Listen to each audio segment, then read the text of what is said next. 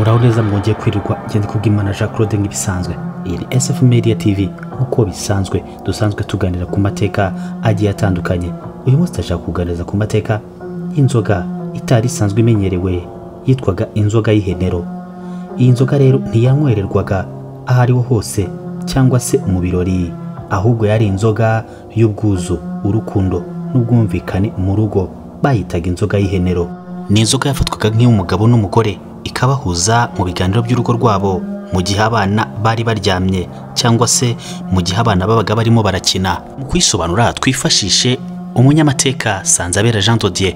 Yavuze ati mu magambo ya Sanzabera Jean de Dieu, umwe mu baza amateka n'umuco nyarwanda, yagize ati mu kwitegura byagenderaga ubushobozi bw'umuryango, byaterwaga no ku muryango nyine wifite. Yategurwaga mu rwego rutandukanye, gakeshi cyabaga ari igicuma cy'amacupa 5. Iyo nzoga yafashaga abashakanye kuganira iby'urugo rwabo mu rwego rwo kuzuzanya nta makimbirane, ahubwo yatumaga umugabo n'umugore bahuza urugwiro, kuko bayihugiragaho nimugoroba bamaze gusangira n'abana, bakagenda bakayicaraho bakayinywa, cyangwa se nubwo no ku manywa bagendaga mu cyumba bakayicaraho bakayinywa, abana bagiye gukina cyangwa bahugiye mu tundi turimo. Inzoga yafashaga abashakanye gusabana no kubana neza. Iyi nzoga rero y'Ihenero ntabwo yari inzoga y'ubusabane rusange, ahubwo yari inzoga y'imbere mu rugo, igaragazaga imibanire y'umugabo n'umugore. Inzoga itegurwa mu ibanga, ikabika ahantu hizewe, aho abashakanye bayinyweraga nk'igihango cy'urukundo n'amahoro.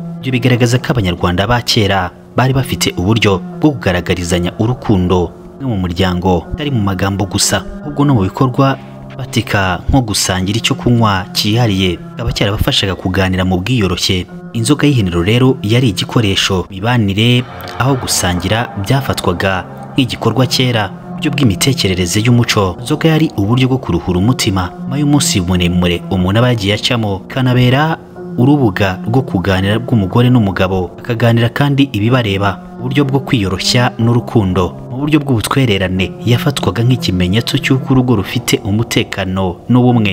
Mu buryo bw'umuco w'isaranganya yibutsaga gusangira no kuganira, umusingi w'amahoro mu muryango. Inzoga rero, inzoga y'Ihenero itwigisha amahoro n'urukundo mu muryango, gatwibutsa ko bidaturuka ku bintu binini, ahubwo biva mu gusangira, kuganira no kubahana. Mu gihe iyi si y'ubu ifite umuvuduko, iri ni isomo ry'umuco kwiye kutwibutsa gusabana, gufatana ugongo, ari byo bituma urugo rwubakwa.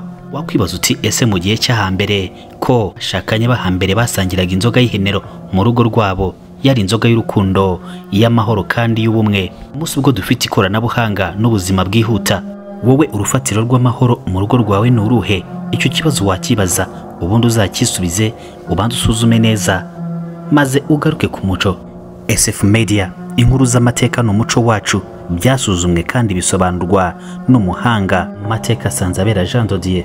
Tubitozwa n'umuco wacu wo gusabana, kuganira no kubahana.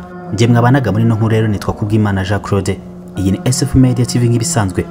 Kora subscribe, like na share, ubundi ugume ku murongo. Amateka yacu nakagaruka. Stay on touch. Ndabakunda.